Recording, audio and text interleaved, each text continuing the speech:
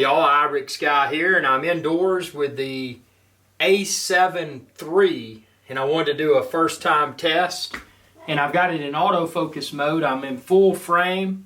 I'm using a 25mm lens, and I don't have my lights on yet. We're about to turn those on. Hey Sean Coonery, look at the camera. What I'm trying to accomplish within this video, and obviously I'll have a lot more very thorough and more professional tests, but what I want to demonstrate within this video is poor lighting right out of the box. Battery's not even fully charged. This audio is coming from the camera's internal mic, so I don't have my external mic. I don't have my lavalier mic on, but I just want to see the autofocus capabilities, because what drove me to switch from the A7R2, which is an awesome camera, to the A7 III was the autofocus. So if I can, and again, testing this outside will be a more in-depth test, but to see how well I can walk around within an environment and stay somewhat perfectly focused and minimize the focus breathing. Let's turn on some lights here. Alexa, turn on green screen. Wow. Okay. So now we're going to see how it adjusts to the studio lighting, my green screen studio. That's pretty cool. Sean Coonery, what do you think about that? He says he likes the A7R2, but he said he prefers better autofocus. Now, most scenarios I'm going to use manual focus anyway, but a lot of times, especially if you don't have a film crew with you, it's often optimal to use autofocus. So let's just walk around. I am in a kind of small studio, but let's get some other lights on here too. Let's see, my battery's dead in that one. I'll try another one here in a second. Because yeah, it's kind of dark over here. I don't have these positioned optimally. Still a little bit of chroma key. See what the green screen looks like.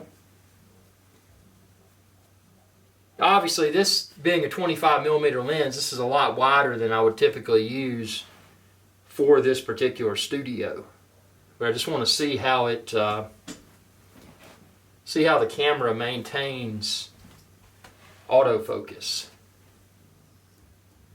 I am shooting at an f2 aperture.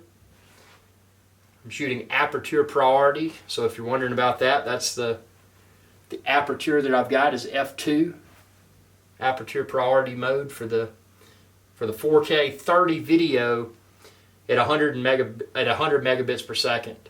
Not to be confused with 4K 100, but it's just 4K 30 that's recording at 100 megabits per second. So again, poor lighting in here. I really can't wait to get this, to do a studio test with all my lighting perfect, because right now I probably got a bluish tint and I'm probably not well lit. So, but again, just kind of want to move around. And hey, Sean Coonery, he said he has some personal opinions that he will be sharing throughout future videos. The next Sean Coonery, the Big Maine Coon Cat video, I'll be sure to use the A7 III for it. One thing I did want to comment about is that a lot of people looking between A7R3 and this A7 III, they're like, man, the EVF on the A7 III is horrible. And I will tell you from personal experience, coming from A7R2, not the current model A7R3, but coming from A7R2, looking at both the EVF and the LCD display on the back, I did not, or LED display rather, I did not notice a difference. I mean, maybe there is a difference. If I did a side-by-side comparison, maybe I would see it, but I had no problems with it. And I put on, for manual mode video, I put it, turned the focus peaking on, and I was perfectly able to see the yellow focus peaking color that I chose. So obviously one of the big sales for this camera is the enhanced battery life. And supposedly it doesn't have overheating issues. Like before a firmware update, the previous A7R2 or A7R Mark II, however you want to say it, before a firmware update it was plagued by somewhat severe overheating issues. So this will be interesting to see how this camera fares when it's out in a really hot and humid environment. So yeah, we're just going to hit it around the block. Check out, again, check the link within this video's description. You can find the A7 III. You can find the 25mm lens that I'm using to film this video. You can find the batteries and a whole lot more, because this is just the first of many A7 III videos that I'll be posting. Again, I'm just getting my feet wet, want to see what the camera can and can't do, and obviously see if if the decision to switch from a higher megapixel camera, the A7R II, to a lesser megapixel camera, but one that has better autofocus, one that has better battery life, was that a good decision? And again, it's one of those situations, until I take it into the field and thoroughly test it, it's going to be hard to know.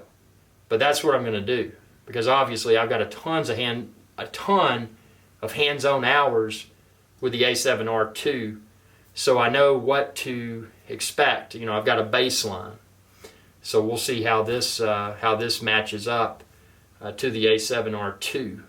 And again, check the link within this video's description. You can find the camera, the lens, and I'll be posting a whole lot more there. Check out my website and you'll be able to find all my review videos. And if there's anything in particular that you want me to test, I'll test it. Again, I know there's a lot of videos out there that are very dialed in as far as post-production, this, that, and the other. That's not my objective. What I'm looking for here is just, Idiot Jane or Idiot Bob, pick up a good camera, put some good glass on it. What are the results that they may expect to be able to achieve? And that's the angle that I'm going at. So, but yeah, this autofocus, I can't wait to see this after I edit this video. See my hands right there? And then I'll take my hands away. So anyway, thanks for watching. Stay tuned, subscribe. And again, this was recorded with the internal microphone, so I don't have an external mic, don't have the lavalier mic. Thanks for watching, and y'all have a good day. Hey y'all, iRick Sky here. If you enjoyed this video, please be sure to subscribe, like, and share. It's viewers like you that enable my channel to continue to grow. Thank you.